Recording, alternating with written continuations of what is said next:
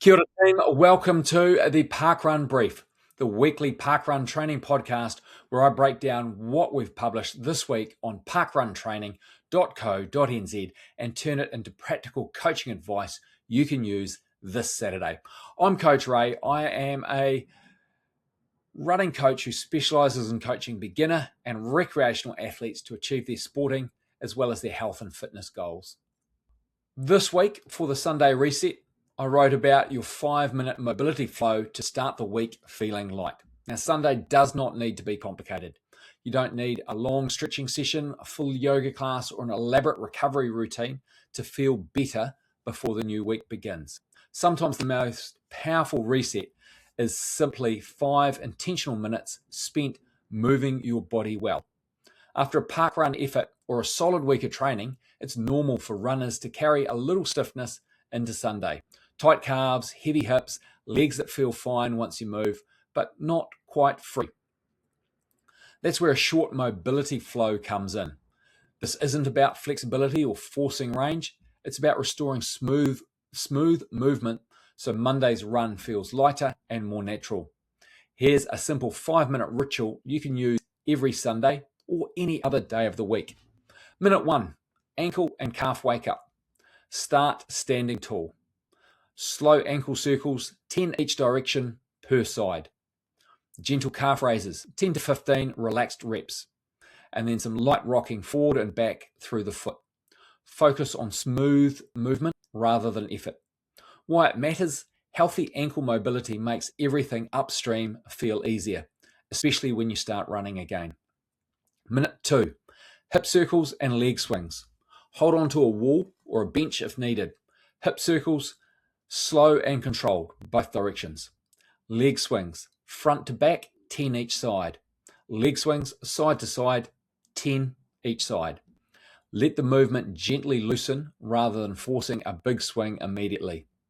Why it matters. Tight hips are one of the biggest reasons runners feel heavy early in the week. Minute 3, lunge and reach. Step into a gentle lunge. Back knee bent and resting lightly. Reach the same side arm overhead. Breathe slowly and switch sides after 20 to 30 seconds. Add a small rotation towards your front leg if it feels comfortable. Why it matters? This opens the hip flexors, a common tight area after running and sitting. Minute 4, hamstring flow. Instead of static stretching, keep this one moving. Step 1 foot forward, heel down. Hinge at the hips with a straight back. Ease in and out of the stretch slowly. Switch sides after 20 to 30 seconds. Why it matters? Dynamic movement restores range without leaving muscles feeling sleepy or overstretched. Minute 5, spine and breath reset. Finish standing tall or lying on the floor. Gentle torso rotations, shoulder rolls, 3 to 5 slow breaths. Inhale through the nose or a long exhale. Let your shoulders soften and your breathing settle. Why it matters? Mobility isn't just physical. Calming your nervous system helps your body recover too. The real goal of this flow, this isn't about chasing flexibility points or ticking a recovery box. The goal is simple. Finish feeling lighter than when you started. That feeling carries forward into the week. Your stride feels smoother. Your easy runs feel more relaxed. You start Monday moving well instead of just pushing through stiffness. 5 minutes won't change everything overnight, but done regularly, it changes how your body shows up to training. Your Sunday reset. Before the day slips away, find 5 quiet minutes and run through this flow. No pressure, no perfection, just movement that helps you feel like a runner again. Because the best weeks don't start with hard work. They start with light, relaxed movement and a body that feels ready to go. For the Saturday's just gone, Saturday Spark, your simple speed fix this weekend. If you want to run a faster park run this weekend, you don't need a new training plan, fancy workouts, or a last-minute fitness boost. You only need one simple adjustment, and that's to run the middle of your park run like it matters. Most runners focus on the start and the finish, but the real gains happen in the middle kilometres. That's where rhythm is built, pace is protected, and confidence grows. The common pattern, a typical park run often looks like a fast start with adrenaline taking over. Pace drifts during the middle section, and then a big effort to rescue the finish. It feels hard, but overall result doesn't match the effort. Why? Because the middle section quietly slips away. The simple speed fix this weekend, try this. Lock in your effort from kilometers 2 to 4. Not faster, just steadier. Focus on relaxed breathing, smooth cadence, controlled effort. Staying present instead of switching off. Think of the middle as your working section. The start sets up the run and the finish seals it, but the middle decides the outcome. How it should feel. You're aiming for uncomfortable but sustainable. Focused, not frantic. Strong, not strained. If you feel like you're working but still in control, you're exactly where you should be. Why this works? Holding steady through the middle prevents late race fade. It keeps pacing consistent, builds confidence under effort, and improves average pace without extra suffering. And the best part, you usually have more left for that final kilometre. That's where the magic happens. The Saturday Spark takeaway, your speed fix for this weekend isn't about starting faster. It's about staying engaged when things settle down. Control the start, commit to the middle, finish with intention. Run the middle well, and your whole park run gets faster. Have a great run this weekend. The Friday Fast Trek, 12 by 60 seconds VO₂ Max Run. Short, repeatable VO₂ Max efforts are a brilliant way to sharpen fitness without needing long, draining sessions. This Friday Fast Track workout keeps the reps short and the recoveries equal, allowing you to run fast, recover, and go again. Exactly the kind of stimulus that helps park runners feel strong and more responsive on Saturday mornings. For the warm-up, 10 minutes at level 2, easy, relaxed running. The main set, 12 reps of 60 seconds at level 5, VO₂ max effort. 60 seconds at level 1 to 2, recovery jog between reps. And cool down, 10 minutes at level 2, and then post-run, 10 minutes gentle stretching. Why this works for parkrun? 1 minute effort long enough to stress your anaerobic system, but short enough to keep your form sharp. By stacking multiple reps together, you accumulate quality work that improves both speed and recovery ability. For parkrunners, this session helps you increase anaerobic power, improve leg turnover and running economy, build confidence running fast under control, recover more quickly between hard efforts, make race pace feel smoother and less intimidating. The equal recovery keeps the workout honest while still giving you just enough time to reset. How it should feel? Fast, focused, and repeatable. Breathing ramps up quickly, but settles during recovery. You should finish each rep feeling challenged, not destroyed. The final few reps feel tough, but controlled. If your pace drops significantly halfway through, slightly reduce the early effort. My tip, aim for consistency, not hero splits. The best VO₂ max sessions look almost boring from the outside. Smooth rhythm, good posture, and repeatable pace. Think of this as practicing the ability to respond when the pace lifts in a parkrun without losing control. Want to finish your next parkrun feeling stronger and more in control? Grab my free guide, Stronger for Parkrun, a quick routine to finish your 5K better. It's simple, effective strength session you can add after any run, including today's Friday Fast Track workout. On Thursday, I wrote an article, Consistency Isn't Enough Anymore. What actually changes parkrun times next? By the time most runners start asking deeper questions about their parkrun performance, they're already doing something right.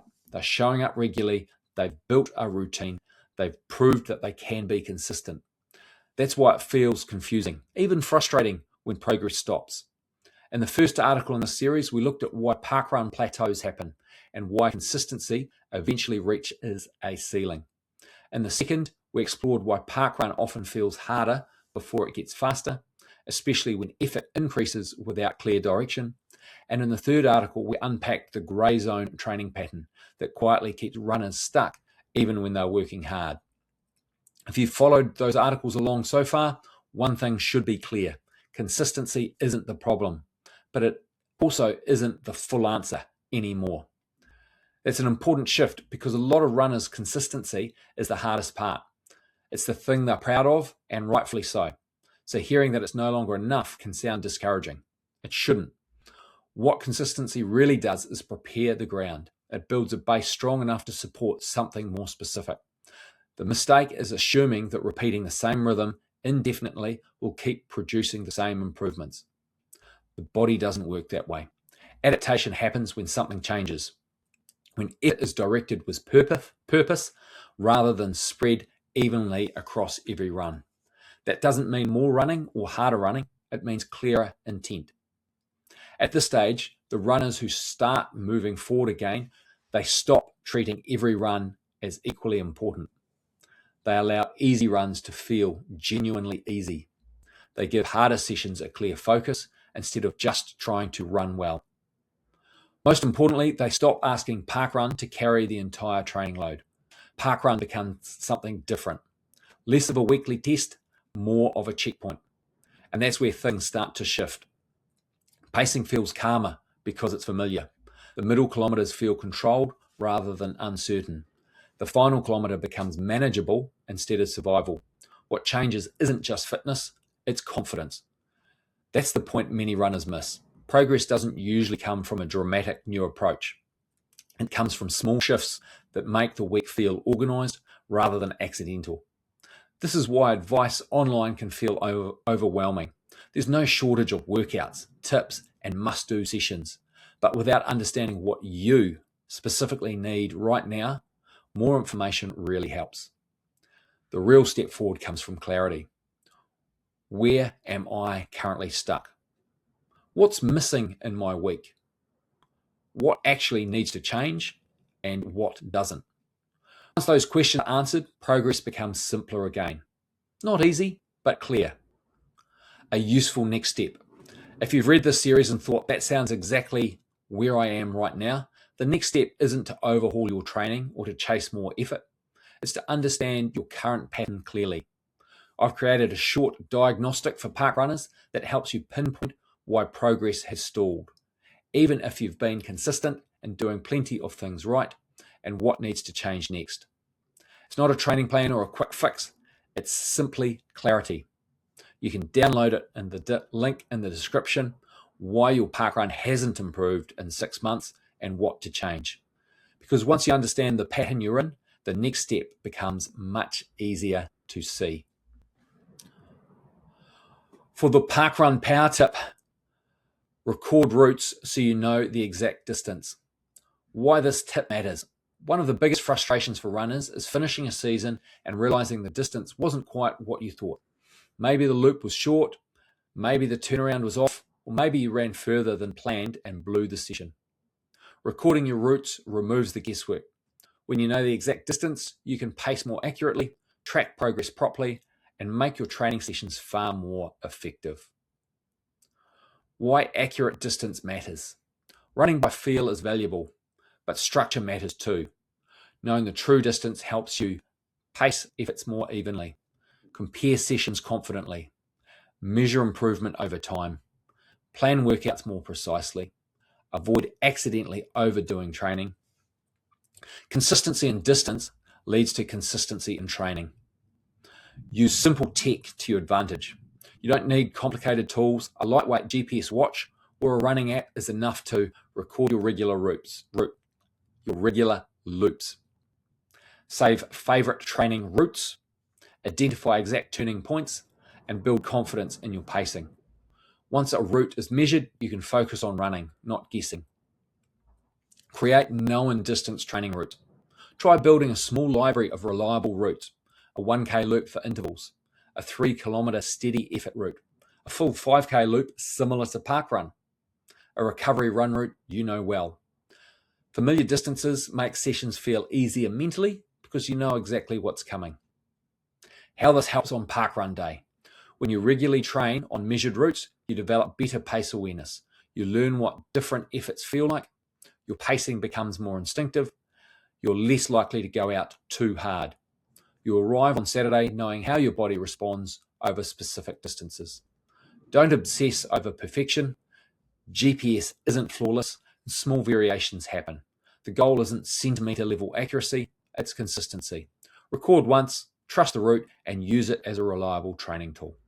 The final takeaway, record your running routes takes the guesswork out of training. When you know the exact distance, you can pace smarter, track progress clearly, and build confidence week after week. Simple preparation leads to stronger park runs. And on Tuesday, the parkrun progress report was Jonathan Morton's perfectly paced Palmerston North parkrun on 14th of February 2026. Sometimes the most impressive parkrun isn't the fastest one. It's the one that shows control, maturity, and clear signs of progress. This week's parkrun progress report looks at Jonathan Morton's Palmerston North parkrun, where he ran a 24:20 on a beautiful flat course alongside the Manawatu River and delivered one of the cleanest negative splits you'll see. The splits, Jonathan's kilometre splits were 5:16, 4:57, 4:53, 4:43, 4:28. That's a textbook negative split. Each kilometre is faster than the last. There's no mid-race wobble, no late fade, just controlled acceleration from start to finish. On a course with virtually no elevation change, it's about 1 metre across the route. That pacing pattern comes down to decision-making and discipline. Why this matters on a flat course? Flat courses reward restraint. If you start too fast at Palmerston North Parkrun, there's nowhere to hide. The river path is honest and exposed. You either pace it correctly or you don't. Jonathan's 5:16 opening kilometre might look conservative compared to the 4:28 finish, but it was likely intentional. It gave him space to settle into rhythm, let heart rate rise gradually, avoid lactate accumulation too early. From there, he built momentum rather than fighting for fatigue. Stable mechanics, stable effort. While I don't have split-by-split heart rate and cadence data, we do know his heart rate was relatively stable. His average cadence was 175 strides per minute, and the course was flat. An average cadence of 175 strides per minute across a negative split run is a very positive sign. It suggests efficient mechanics, relaxed stride, and no scrambling in the final kilometre. When cadence remains stable while pace increase, it usually means stride length improves slightly as confidence grows, not that the runner is forcing things late. The bigger picture, a rebuild in progress. Looking at Jonathan's recent parkrun history tells an encouraging story. In early January 2026, he was just under 27 minutes.